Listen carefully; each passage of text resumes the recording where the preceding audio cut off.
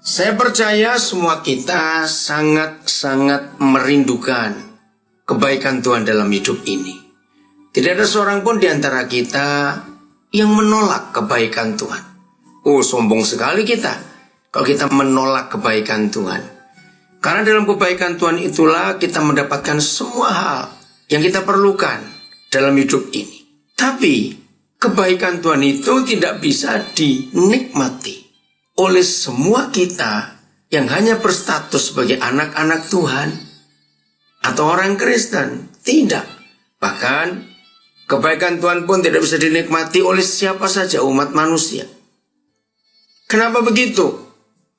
Mari kita lihat apa yang Tuhan katakan kepada kita lewat Mazmur 73 ayat 1. Saya ulangi, Mazmur 73 ayat 1. Begini kata Tuhan untuk kehidupan kita. Maka itu seandainya ada di antara kita yang selama ini, maaf saya berkata, sempat kecewa dengan Tuhan. Ada di antara kita selama ini sempat menuduh Tuhan. Maaf saya katakan kalimat menuduh. Begini kata menuduh itu. Tuhan pilih kasih. Kenapa dia baik pada orang lain tidak padaku? Apalagi kalau kita tambahkan kata-kata ini.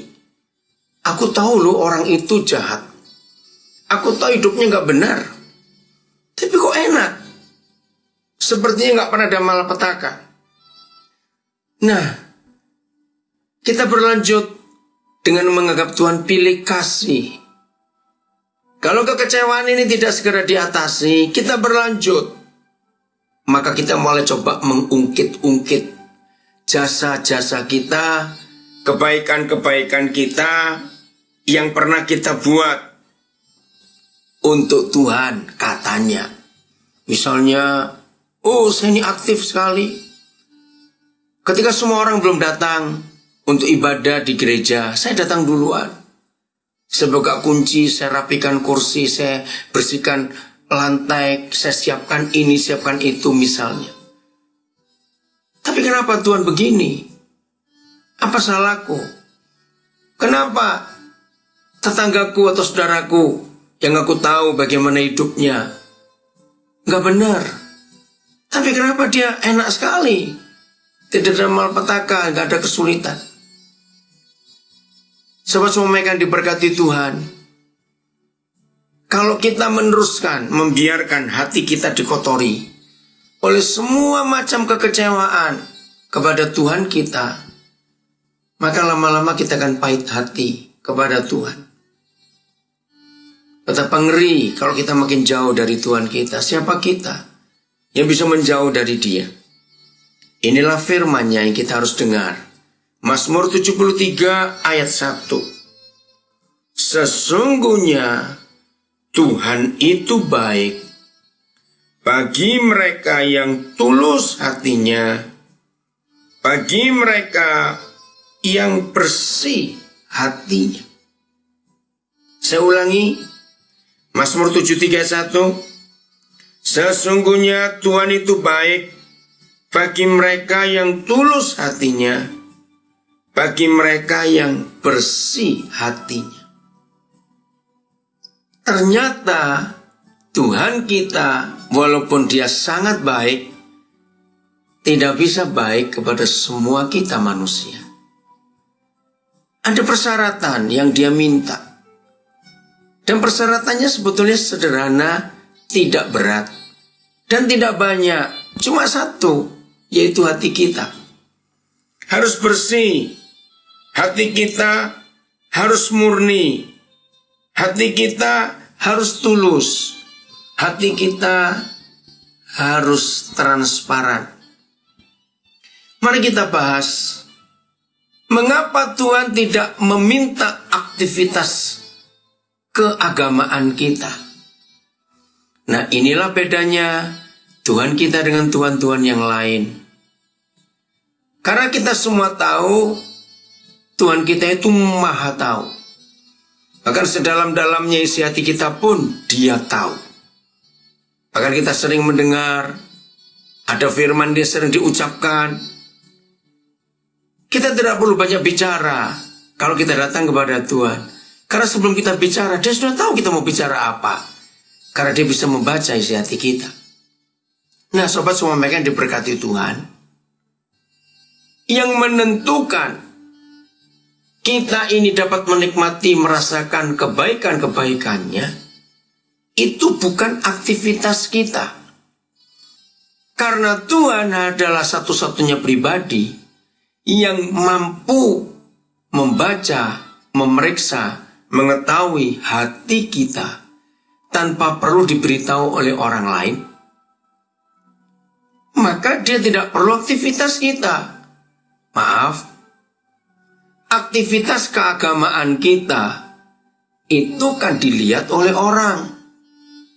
Lagi sekali saya katakan, aktivitas keagamaan kita itu orang yang melihat. Nah, Tuhan kita tidak mau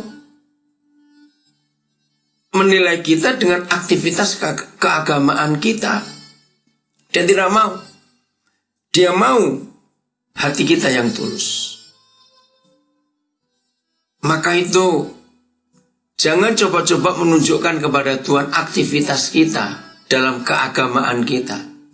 Tuhan tertawa. Karena dia maha tahu. Nah, ini masalahnya.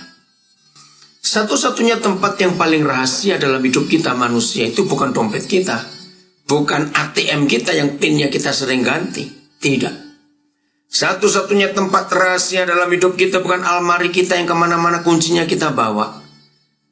Tempat rahasia dalam hidup kita bukan handphone kita beri nomor PIN sehingga orang lain tidak bisa melihatnya kalau menemukan handphone kita. Oh, semuanya Tuhan tahu. Satu-satunya tempat rahasia dalam hidup kita adalah hati kita.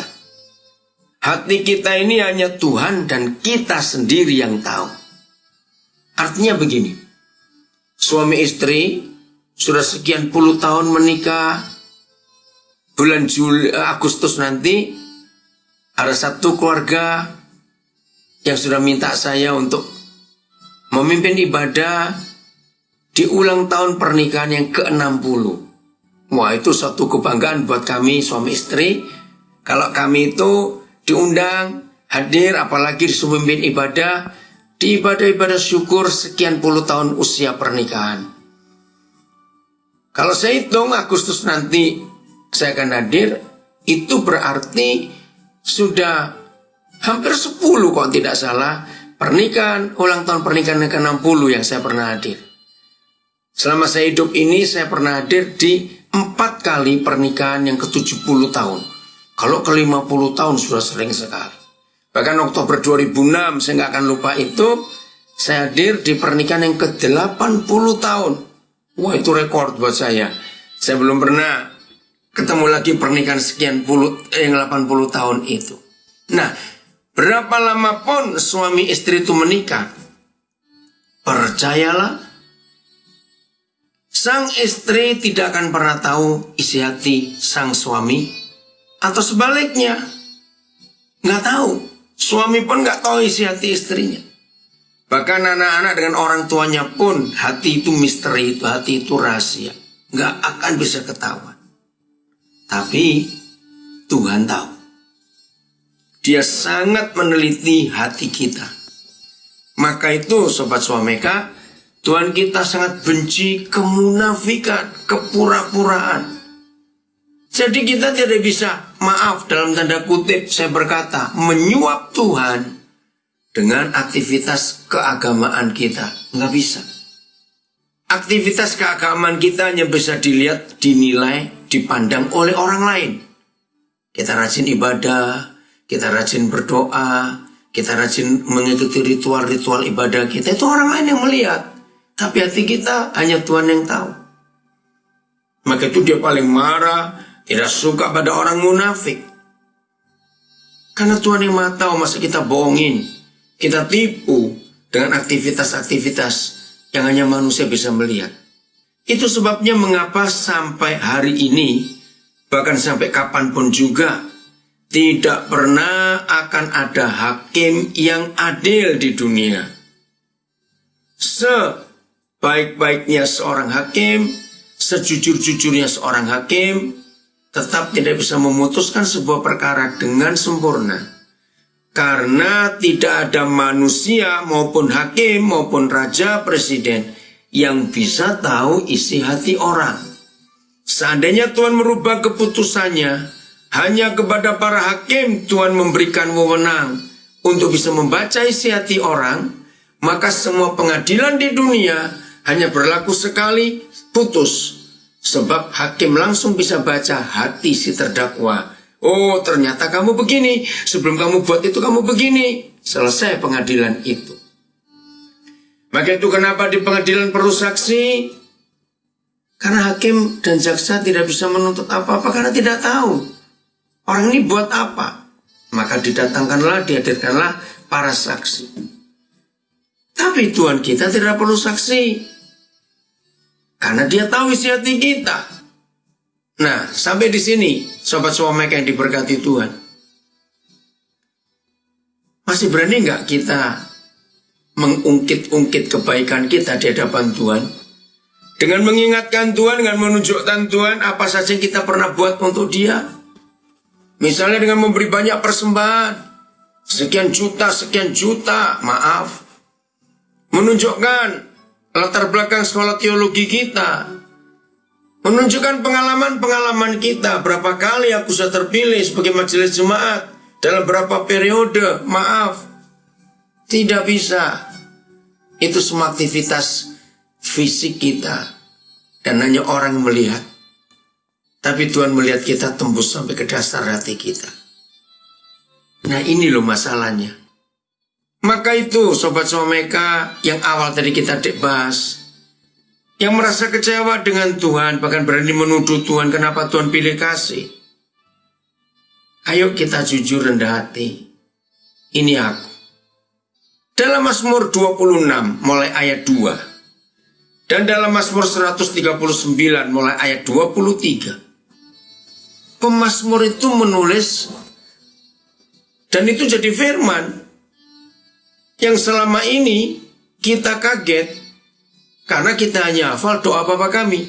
Salah satu kalimatnya adalah, dan jauhkanlah kami dari segala pencobaan atau dari yang jahat. Lepaskanlah kami dari yang jahat. Jangan bawa kami dalam pencobaan. Ternyata di Mazmur 26 ayat 2 dan Mazmur 139 ayat 23. Pemazmur itu berkata begini, ujilah aku Tuhan, cobalah aku. Wow. Kenapa jadi begitu? Terus Mazmur 139 ayat 23. Selidikilah aku. Kenalilah jalan-jalanku. Ujilah pikiranku. Apa ada jalan yang serong di hidupku ini? Nah ini kan bertentangan dengan doa Bapa kami yang berkata, dan jangan bawa kami dalam pencobaan, melainkan lepaskanlah kami dari yang jahat. Karena Engkaulah yang punya kerajaan, kuasa dan kemuliaan sampai selama-lamanya. Kenapa di Mazmur justru nantang, ujilah aku, cobalah aku, kenalilah hatiku, selidikilah jalanku, ketahuilah pikiranku. Ternyata begini, kita pakai sistem pendidikan yang ada. Waktu kita masih SD, SMP, SMA di jenjang itu, maka kalau diberitahu oleh guru-guru kita, anak-anak minggu depan kita ulangan. Ingat ya waktu kita masih di kelas jenjang itu, kita pasti protes, masa ulangan lagi? Masa ulangan lagi? Nah itulah kita.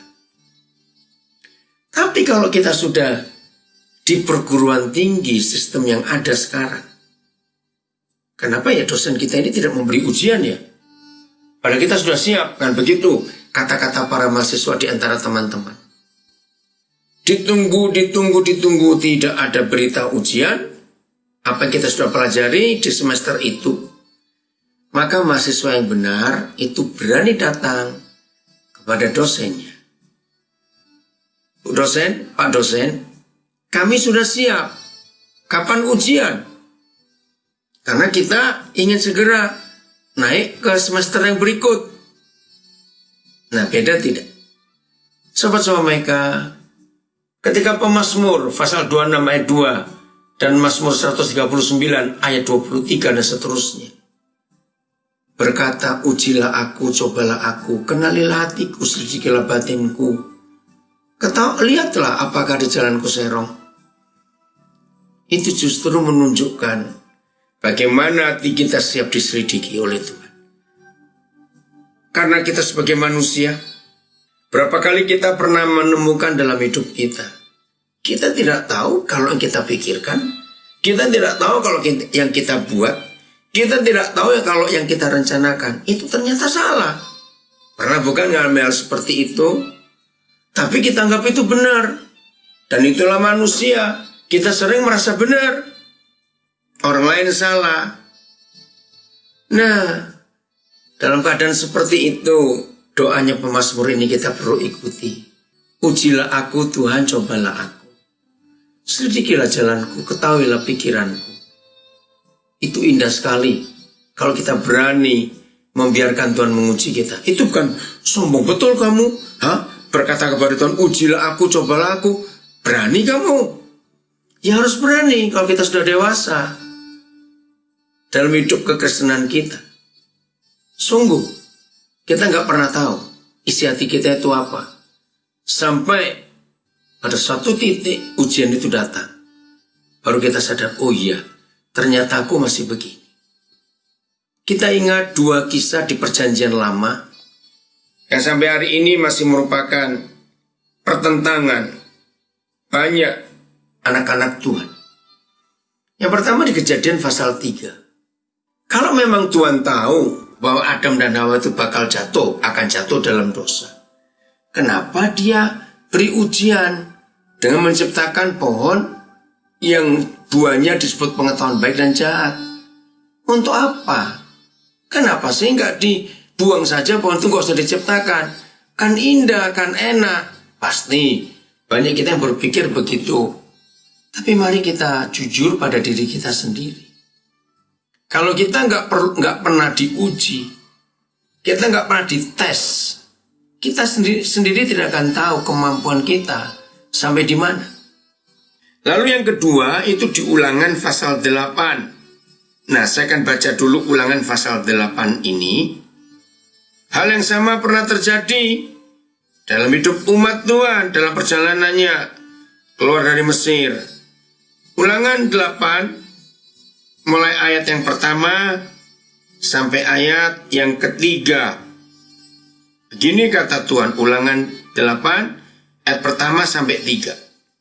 Segenap perintah yang kusampaikan kepadamu pada hari ini haruslah kamu lakukan dengan setia. Saya ulangi, segenap perintah yang kusampaikan kepadamu pada hari ini haruslah kamu lakukan dengan setia, supaya kamu hidup dan bertambah banyak, dan kamu memasuki serta menduduki negeri yang dijanjikan Yahweh dengan sumpah kepada nenek moyangmu. Bagus toh? Indah bukan kalau Tuhan kita berkata seperti ini? Terus ayat 2. Ingatlah kepada seluruh perjalanan yang kau lakukan atas kehendak Yahweh Tuhanmu di padang gurun selama 40 tahun ini dengan maksud, saya ulangi, dengan maksud merendahkan hatimu, mencobai engkau untuk mengetahui apa yang ada dalam hatimu, yakni apakah engkau berpegang pada perintahnya atau tidak. Saya ulangi ayat 2, Ulangan 8. Ingatlah kepada seluruh perjalanan yang kau lakukan atas kehendak Yahweh Tuhanmu di padang gurun selama 40 tahun ini dengan maksud merendahkan hatimu dan mencobai engkau untuk mengetahui apa yang ada dalam hatimu. Saya ulangi bagian ini. Untuk mengetahui apa yang ada dalam hatimu, yakni apakah engkau berpegang pada perintahnya atau tidak. Ayat 3. Jadi, ia merendahkan hatimu, membiarkan engkau lapar, dan memberi engkau makan mana yang tidak kau kenal, dan yang juga tidak dikenal oleh nenek moyangmu, untuk membuat engkau mengerti bahwa manusia hidup bukan dari roti saja, tetapi manusia hidup dari segala yang diucapkan Yahweh. Umat Tuhan yang diberkati. Pasti ada yang bertanya, loh, masa Tuhan tidak tahu apa yang ada di hati kita? Oh, sangat tahu. Kitanya yang tidak tahu, bukan Tuhannya.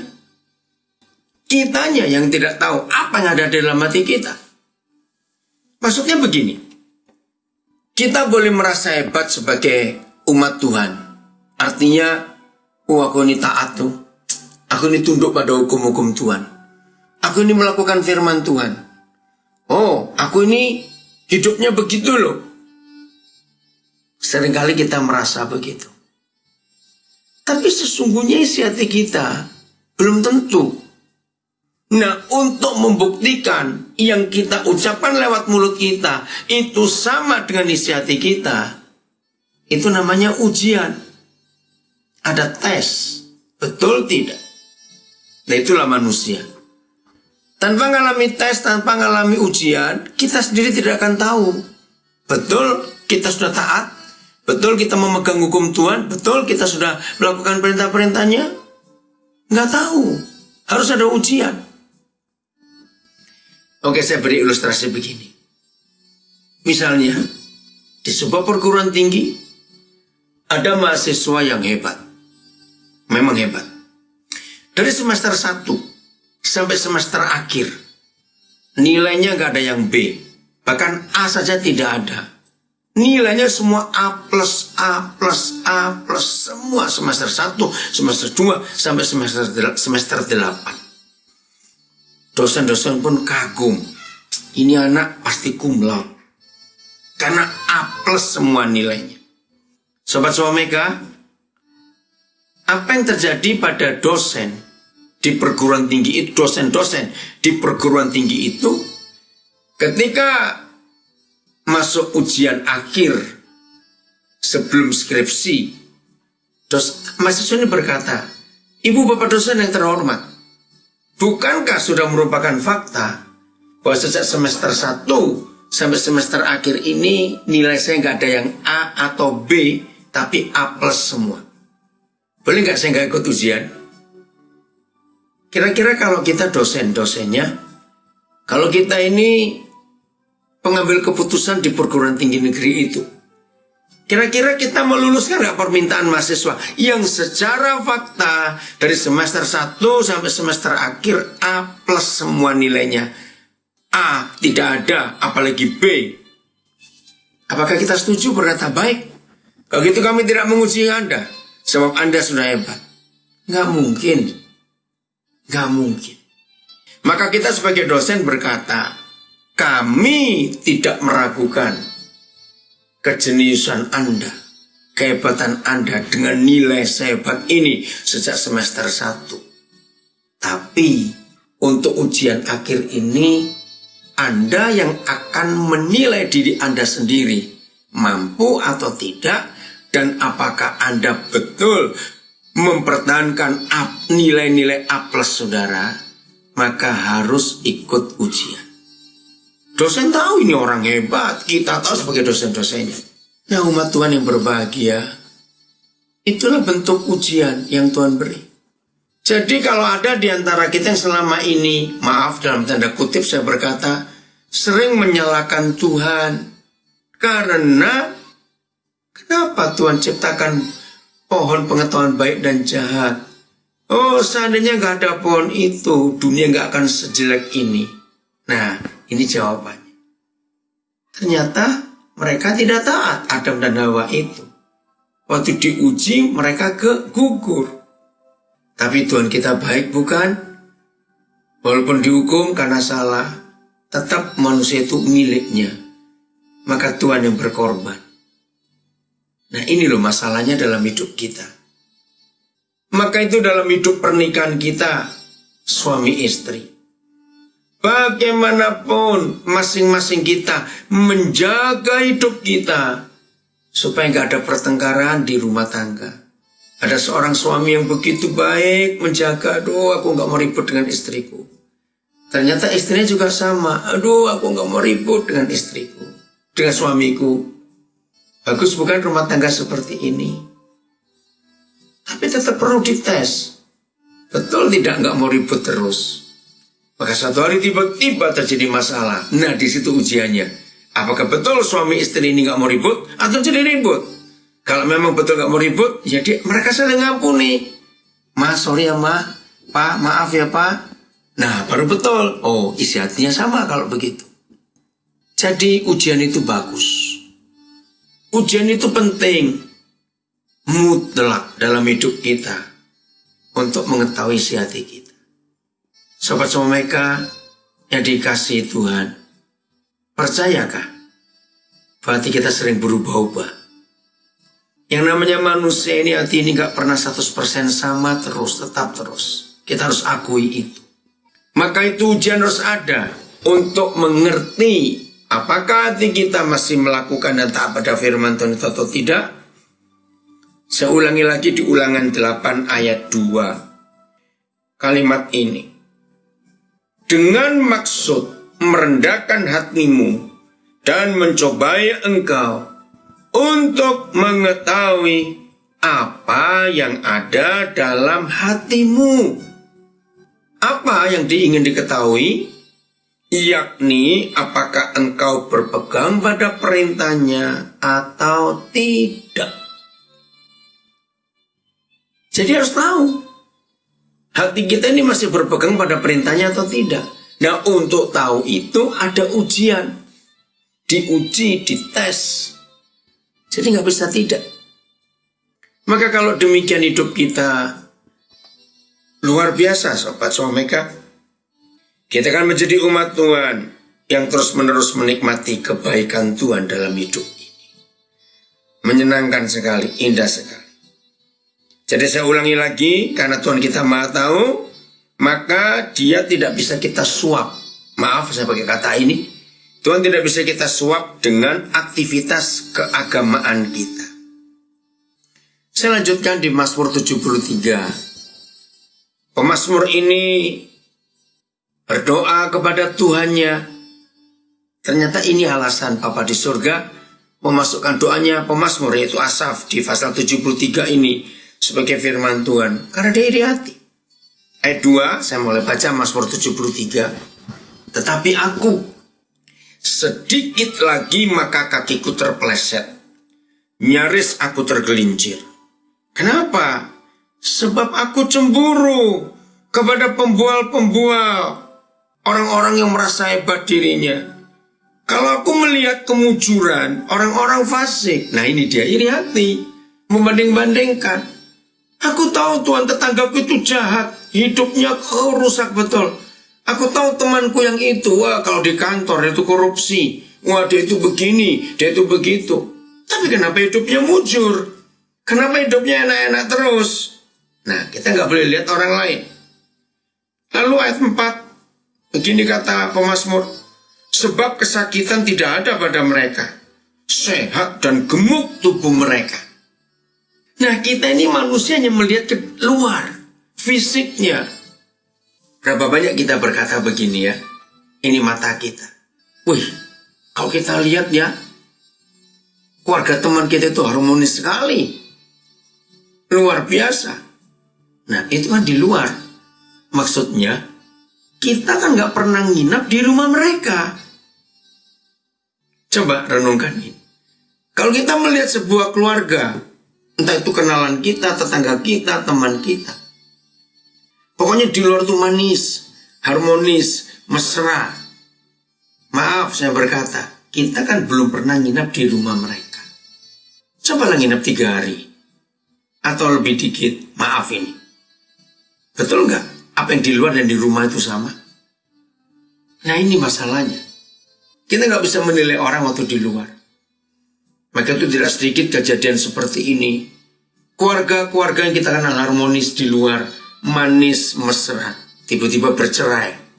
Pasti kita kaget. Loh, kenapa cerai? Nah itu dia. Karena kita nggak pernah nginep dengan mereka. Sobat Someka diberkati Tuhan.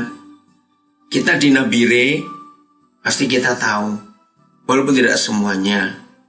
Saya sebagai pimpinan dari keluarga besar Pesat Pelayanan Desa Terpadu ini di Nabire, selalu berusaha, kita ini tinggal satu rumah, jangan cuma keluarga saja, biarlah ada orang lain tinggal. Dan itu salah satu, apa istilah, bukan, ya peraturan lah, yang saya buat untuk semua anggota komunitas. Ada orang.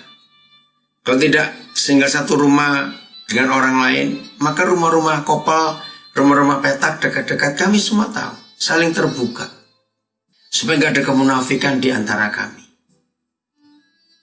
Masih ingat, keluarga Pak Tapenson Pardede pernah 5 tahun tinggal serumah dengan kami, sampai anak mereka yang ketiga lahir di rumah.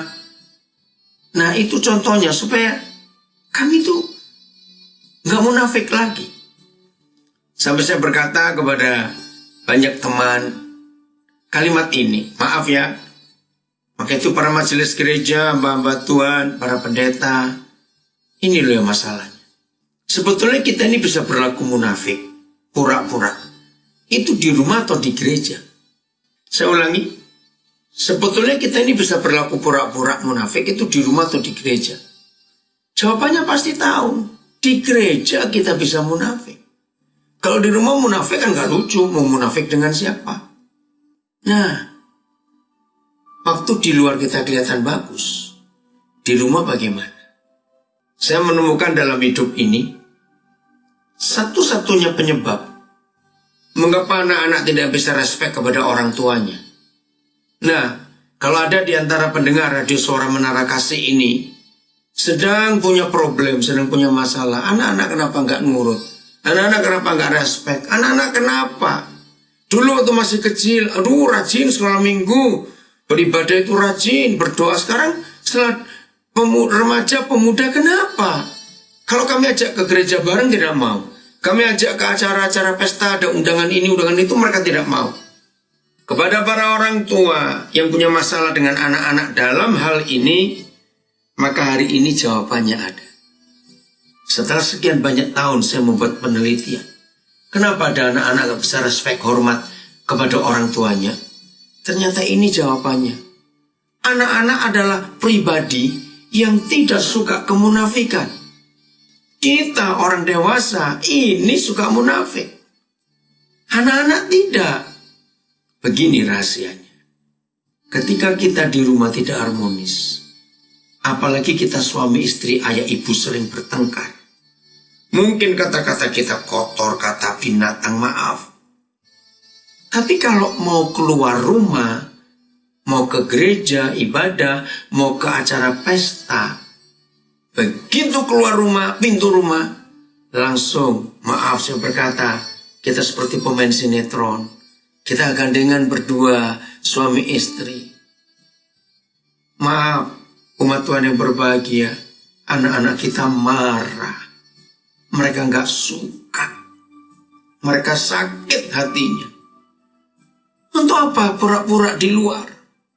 Begitu anak-anak kita nggak respek pada kita, anak-anak kita melawan, nggak mau ikut kalau mereka ajak kita pergi karena malu. Anak-anak nggak suka jalan dengan orang munafik. Kiranya kebenaran ini memerdekakan banyak keluarga yang sedang orang tua punya masalah dengan anak-anaknya, tidak respek, tidak hormat. Anak-anak, ampuni kami orang tuamu. Tapi kita orang tua, ayo kita berubah. Anak-anak kita mau kejujuran. Jangan beda kelakuan kita di luar rumah dan di dalam rumah. Jangan beda.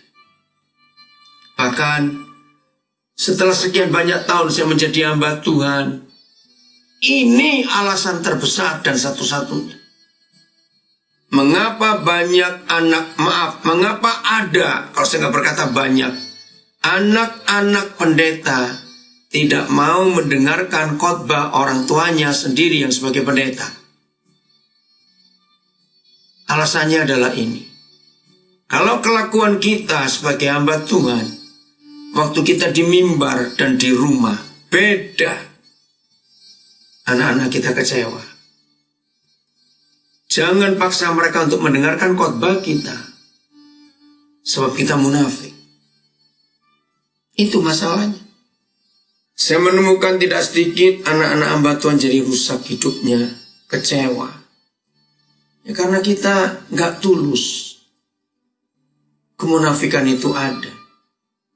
Iblis itu sembunyi di balik kemunafikan. Iblis sembunyi di balik kepura-puraan kita. Maka itu Tuhan Yesus marah kepada orang munafik. Jadi ayo kita bereskan hati kita. Kita sembuhkan diri kita. Jangan biarkan si jahat menang atas hidup kita. Karena kita membiarkan kesalahan demi kesalahan kita tutupi dengan macam-macam aktivitas keagamaan. Saya teruskan dulu Mazmur 73.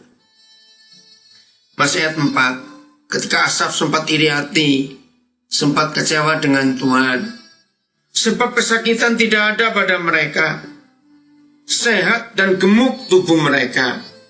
Ayat 5. Mereka tidak mengalami kesusahan manusia, dan mereka tidak kena tula seperti orang lain. Asaf masih melihat keberhasilan, kesuksesan mereka. Ayat 6. Sebab itu mereka berkalungkan kecongkakan dan berpakaian kekerasan. Nah, kita sering melihat hal-hal yang salah dalam hidup. Salahnya di mana? Salahnya kita melihat hanya di luar. Masih ingat kisah Samuel? Diminta Yahweh Tuhan menuju ke Bethlehem, ke rumah keluarga Isai, untuk mengurapi salah seorang anaknya, menggantikan Saul, Raja Saul yang sudah ditolak oleh Tuhan. Nah, entah Samuel terlalu cepat perginya, tergesa-gesa, tidak menanyakan, atau Samuel belum tahu berapa sih anaknya Isai ini. Masih ingat ya? Maka ketika Samuel sampai ke rumah Isai, ya orang tua mana yang tidak begitu sukacitanya mendengar ada berita salah seorang anakmu akan dipilih jadi presiden, jadi raja. Orang tua mana yang tidak bangga, bahagia, berbunga-bunga. Maka diadakan mode show dadakan oleh Isai. 7 anak laki-lakinya dibaris satu persatu di depan Samuel untuk dipilih mana yang cocok jadi raja. Syama, Eliab, terus anak nomor 1, nomor 2, gagah-gagah. Kalau istilah anak sekarang maco tubuhnya. Samuel langsung berkata, betul, cocok ini jadi raja. Tapi masih ingat anak-anak Tuhan? Begini kata Tuhan di surga, Samuel, aku tidak melihat perawakan luarnya. Manusia melihat yang di depan, yang di luar, tapi Tuhan melihat yang di dalam. Kagetlah Samuel, sebab dari 7-7-nya nggak ada yang dipilih. Nah, di sini sobat Swameka yang diberkati Tuhan, kita menemukan ketidaktulusan hati seorang ayah yang bernama Isai. Kenapa saya berkata tidak tulus, hatinya tidak murni? Karena setelah 7 anak lakinya ini ditampilkan semua, dan Tuhan tidak bicara kepada Samuel tentang salah seorang dari 7 ini, Isai tidak ngomong, tidak berkomentar, tidak memberitahu, tidak jujur kalau masih punya anak satu lagi yang bungsu, namanya Daud. Nah, kalau kita jadi Samuel, bingung tidak? Sudah 7, keluar semua, tidak ada yang dipilih. Kok ayah ini diam, bapak ini diam? Nah, Samuel ragu-ragu. Yang salah aku atau Tuhan ini? Begini sobat Swameka. Orang tua mana yang gak bangga, yang tidak bahagia kalau anaknya salah satu akan dipilih jadi raja? Nah, kalau dia betul-betul sayang Daud, tidak perlu menunggu Nabi Samuel marah dengan mengancam, kalau kamu tidak tunjukkan semua anakmu, aku gak akan makan hari ini di rumahmu. Nah, kenapa Samuel marah? Karena Isai ini diam, hatinya gak tulus. Nah, ketika Samuel ragu-ragu, aku ini salah dengar atau Tuhan yang salah? bukan Isai, mungkin tetangganya Isai. Karena ini sudah 7 anak, keluar semua gak ada yang dipilih. Oh, tapi Samuel yakin Tuhan tidak pernah salah. Berarti bapak ini yang gak jujur, bapak ini yang gak tulus. Maka itu dia marah. Coba nanti cari di kitab 1 Samuel pasal 16. Begini kata Samuel. Ya kalau kita pakai tata bahasa, ada tata bahasa kata-kata ambigu. Yang bingung tidak perlu jawaban. Begini kalimatnya. Inikah anakmu semuanya? Harusnya kan Samuel bertanya, masih ada lagi nggak? Kenapa Samuel nggak berani bertanya, masih ada lagi? Karena dia nggak yakin. Masa bapak ini begitu? Kalau masih ada lagi anaknya, kenapa tidak bicara langsung? Kenapa tunggu aku tanya? Maka itu pertanyaannya, inikah anakmu semuanya? Jadi Samuel nggak salah. Kalau memang tidak ada, ya dia nggak salah jawab. Kalau ada, dia betul, marah dia. Maka jawab Isai, masih ada satu lagi, tapi, nah ada kata tetapi. Di sini kita melihat ketidaktulusan seorang ayah. Kenapa sih Daud harus disembunyikan? Kenapa Daud tidak ditampilkan? Kepada anak-anak muda yang mendengar firman ini di radio Suara Menara Kasih saat ini. Kalau ada di antara kalian yang merasa aku ditolak oleh orang tuaku sejak kecil, hari ini ada jawaban. Jangan putus asa, jangan kecil hati. Ada Daud yang pernah mengalami hal yang sama. Kita ingat di Mazmur pasal 27 ayat 10. Itulah jeritan hati Raja Daud waktu masih kecil. Mazmur 27 ayat 10. Sekalipun ayahku dan ibuku meninggalkan aku, namun Yahweh Bapakku di surga menyambut aku. Mengapa ada Mazmur seperti itu? Kenapa Daud ditolak dari kecil? Umat Tuhan yang berbahagia, masih ingat pengembalaan zaman itu? Musuhnya cuma 2 bahaya. 1 para binatang buas dan 2 perampok. Zaman itu beda dengan zaman sekarang. Jadi gembala itu tidak boleh anak bungsu. Harusnya anak sulung. Anak pertama atau kedua. Tapi kenapa keluarga Isai membuat anak bungsu jadi gembala? Ini rahasia dalam Alkitab. Kenapa Daud ditolak? Dalam Mazmur 51 ayat 7. Ketika Daud ditegur oleh Tuhan lewat Nabi Nathan, dia menyesal. Maka dalam penyesalannya Daud menulis di Mazmur 51 ayat 7. Aku ini dikandung dalam dosa. Dan aku dilahirkan dalam kesalahan. Kenapa dia berkata seperti itu? Tahun 80-an saya bertemu dengan seorang hamba Tuhan dari Indramayu, Jawa Barat. Hamba Tuhan ini ahli bahasa Ibrani, ahli sejarah Yahudi Perjanjian Lama. Nah, saya belajar. Suatu hari namanya Bapak Pendeta John Paul, dia sudah almarhum, menerangkan arti Mazmur 51 ayat 7. Wah, saya kaget. Begini artinya. Zaman itu kalau ada seorang suami menuduh istrinya selingkuh dan lagi hamil, jadi istri dianggap bahwa ini anaknya orang lain, bukan anakku. Lalu dihadapkan pada pengadilan para imam. Ketika imam-imam mengadili, tidak ada bukti bahwa ini selingkuh. Berarti ini anaknya si suami. Tapi suami tetap tidak mau mengakui. Tapi pengadilan sudah putus, ini anakmu. Tapi dia nggak mengakui. Sekarang istri mana yang mau mempertahankan mengandung anak yang tidak diakui oleh bapaknya sendiri? Sebagai perempuan sakit hati bukan?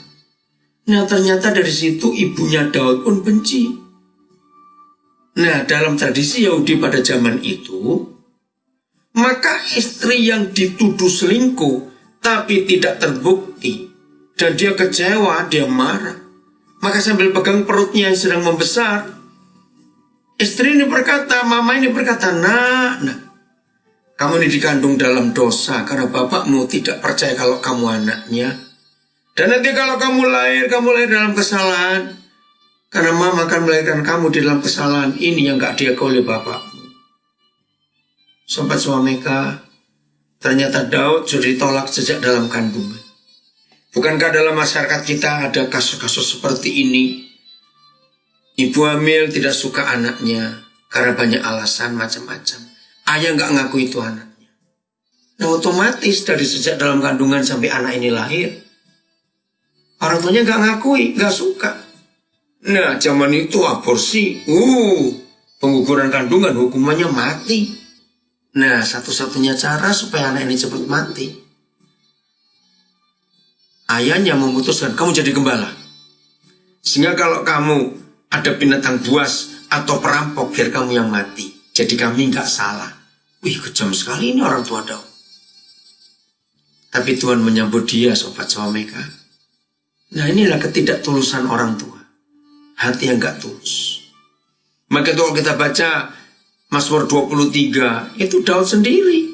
Bukan Tuhan. Tuhan adalah gembalaku. Itu bicara tentang dirinya sendiri.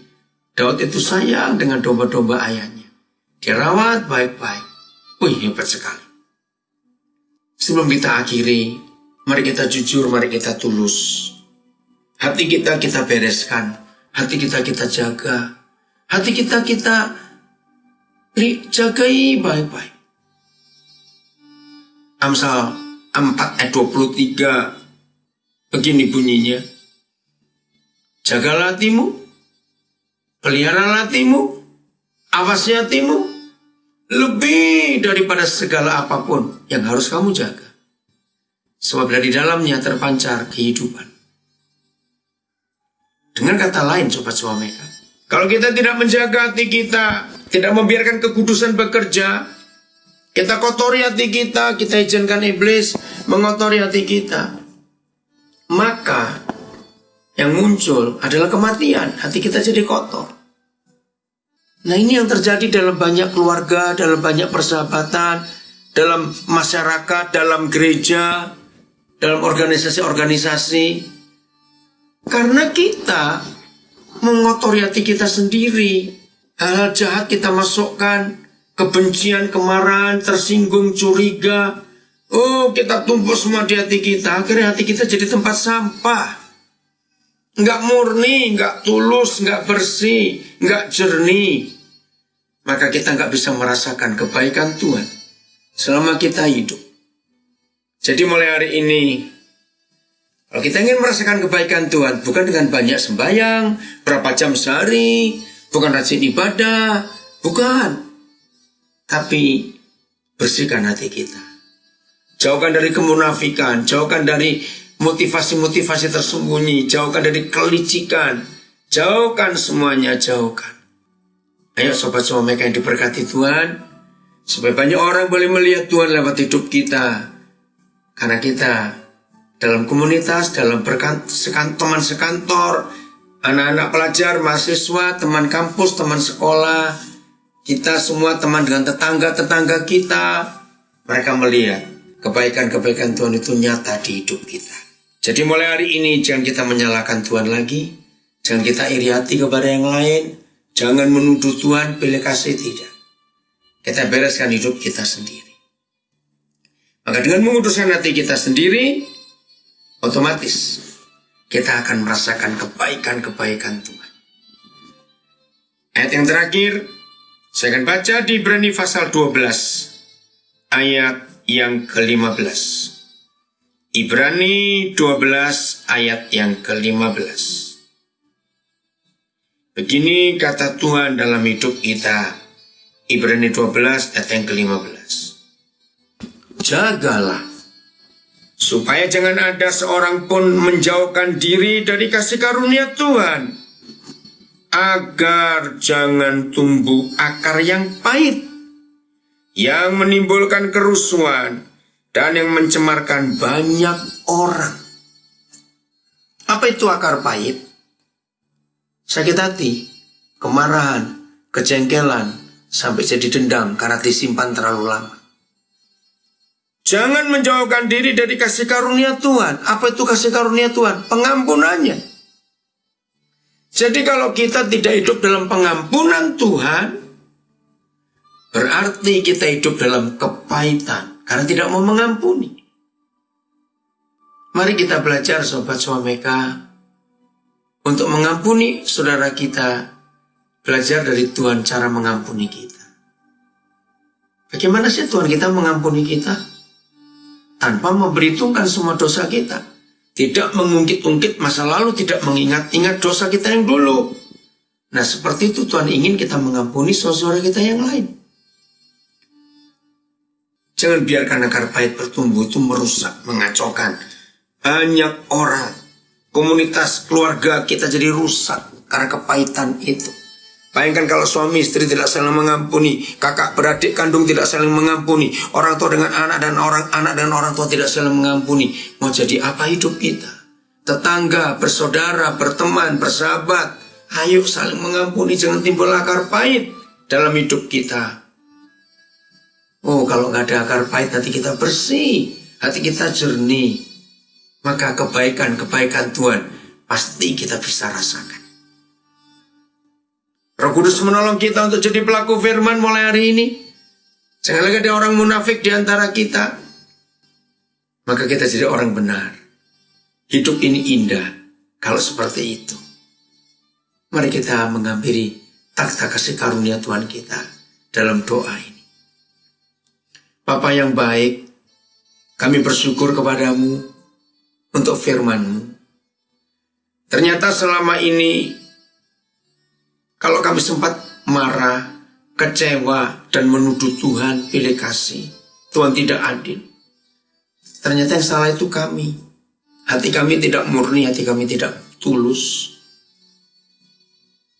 Kami bersyukur bahwa Tuhan Yesus berkata, kamu memang sudah bersih karena segala firman yang kau katakan. Dan hari ini kami sudah mendengar firman-Mu Tuhan, dan kami jadi bersih. Darah Yesus menyucikan kami dari semua dosa dan kejahatan kami. Berkati umat-Mu dimanapun berada, yang sempat memonitor, mengikuti radio suara Menara Kasih dari daerah Karang Mulia di Nabire ini. Roh Kudus mengurapi kami, Roh Kudus menolong kami. Tuhan, pulihkan hubungan kami suami istri dengan kami taat kepada firman-Mu, untuk kami saling tulus dan menjaga hati kami. Pulihkan hubungan kami dengan anak-anak kami dan anak-anak kami dengan kami orang tua. Pulihkan hubungan teman, bersaudara, sahabat. Pulihkan hubungan dengan tetangga. Kami saling mengampuni dan jadi indah dan manis kembali. Pulihkan. Termasuk orang-orang sudah jauh dari Nabire. Kami gak tahu di mana yang dulu pernah kami sakit hati atau kecewa. Kami akan cari nomor HP mereka untuk kami saling mengampuni. Terima kasih Tuhan. Kalau ada anak-anak yang ditolak dari sejak dalam kandungan karena banyak alasan dari orang tua, hari ini anak-anak itu Tuhan pulihkan. Kalau Daud Tuhan pulihkan semua anak-anak kami juga. Roh Kudus menolong kami untuk menyimpankan firman ini di hidup kami, di hati kami, sehingga kami jadi pelaku firman. Ini doa kami, ucapan syukur kami. Terima kasih untuk pengampunan-Mu Tuhan dalam hidup kami. Dan seperti itu kami mengampuni orang bersalah kepada kami. Dalam nama Tuhan Yesus.